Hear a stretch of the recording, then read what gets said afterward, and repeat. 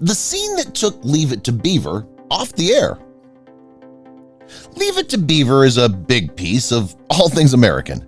It takes you back in time to the good old days. At the time the show came out, the economy was doing great. People were making a lot of money and prices were low. People were happy to live in the U.S. Are you ready to step back in time? Let's look at a long list of great stories from the Leave It to Beaver archives. Here are some interesting facts about the famous 1950s TV show. The Cleaver family looked different in the pilot episode. Only 2 of the players in the It's a Small World pilot went on to play the famous family we all know and love. In the first show, which aired in 1957, Jerry Mathers and Barbara Billingsley played the Beaver and his loving mother June. After that, different actors would play Big Brother Wally and Ward Cleaver, the head of the family. They had a wonderful friendship, but it didn't start out like that. The Cleaver Boys were great friends on TV when they played Wally and the Beaver. But at the time, they were very different ages, and they didn't really hang out together. After a while, the 2 stars became close and formed a friendship that would last a lifetime. Tony Dow got into acting completely by chance. Tony didn't try out for the part of Wally. He was just in the right place at the right time. He hadn't been trained to act. In fact, he went to an open audition with his friend Johnny White, who was a lifeguard at the gym where he worked out. As soon as he found out, he was hired. Funny enough, his friend Johnny was also an actor, but Tony got the part. Tony Dow was an Olympic hopeful. On the day things went wrong, Tony was working out at the Hollywood Athletic Club. He loved sports more than anything else, and he was very good at them. He got a letter in every sport he played in high school. Swimming was his favorite sport. Many people don't know this, but he was the junior diving king and broke a national record when he was only 9 years old. June Cleaver was not as tall as she appeared. Barbara Billingsley wore very high heels to stay taller than the boys as they got bigger. Since Hollywood's image of women has changed a lot since the 1950s, seeing her wear boots while cooking and cleaning is a great way to make fun of her from a current point of view. Leave It to Beaver is a required study at some colleges. If you love Leave It to Beaver very much, you might not like the course.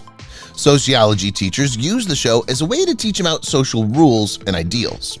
Students could connect the 1950s comedy to family shows like Family Matters or Modern Family that are on TV now. Jerry Mathers wanted to go to high school like regular kids. Wally and the Beaver were getting too big for their parts by 1963. The baby brother, who was always ahead of his time, was turning into a teenager, and Wally was turning into an adult. It was a good way for the show about a family to end. He wanted to play sports in high school like any other kid, so he stopped acting and went to Notre Dame High School in Sherman Oaks. What happened to Lumpy and Eddie? Lumpy and Eddie were 2 of the most memorable characters in the show. Frank Bank played Lumpy Rutherford, a typical bully. Ken Osmond played Eddie Haskell, the kid who seemed nice to adults but was really a con artist. Neither figure was around as much in the last few seasons. Frank and Eddie both wanted to do something more heroic with their lives. They worked for the U.S. Army Reserve. Osmond was able to get the Army to agree to something. In return for making appearances in the Army's Special Services, he was given time off to record some shows. Tony Dow could not break the typecast. Wally Cleaver was such a memorable figure that the actor who played him was stuck in the part. He was put in a box, so they only asked him to play very innocent and good-natured young men. Tony was unhappy with his job as an actor. It was hard. He said in Connecticut Magazine in 2018, "People really wanted you because you were Wally, or they don't want you because you're Wally." Where in the world is Mayfield? The Cleavers lived in a town made up of words called Mayfield. Fans were still trying to find the ideal neighborhood in the U.S., even though the setting was meant to be vague. Some people thought Mayfield was in Ohio because Wally went to Shaker Heights, which is close to Mayfield. But in one episode, Beaver says that they live 30 miles from the beach. There are also signs that Mayfield is in Wisconsin because the Cleavers are fans of the Green Bay Packers.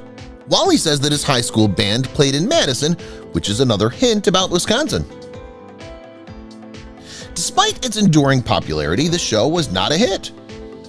Leave It to Beaver is the perfect example of a 1950s TV show, but it never made it into the top 10 in numbers while it was on. Nielsen never put the show in the top 30 most watched shows.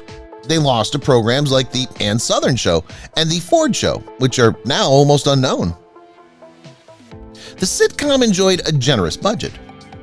Even though it didn't do well in the numbers, Leave It to Beaver was well made. It cost about $35,000 per episode, making it one of the most expensive comedies of all time. In today's money, that'd be the same as spending $270,000 per show. Every time an outdoor shoot was planned, the production costs were high.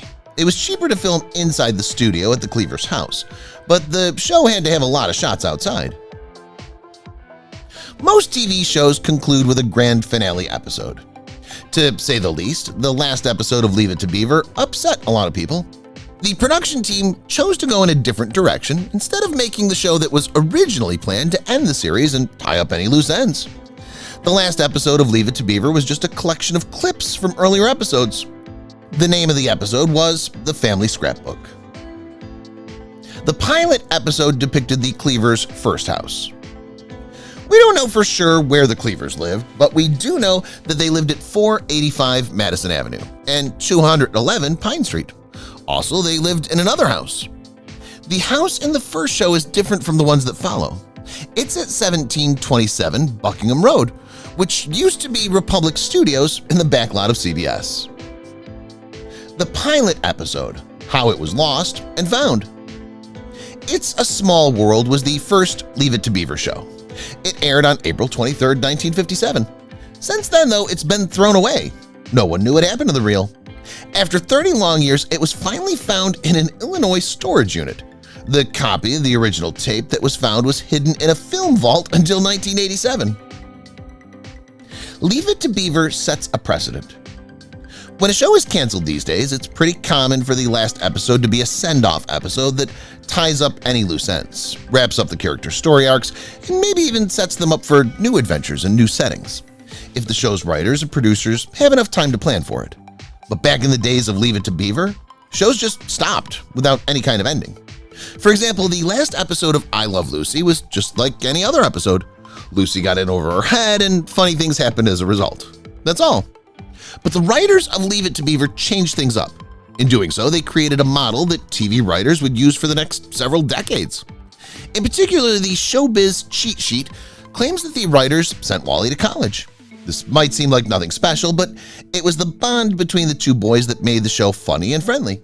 By sending Wally to college, they dealt with a truth that was, and is still, true for American guys his age, and gave the viewers a way to know that the show is over.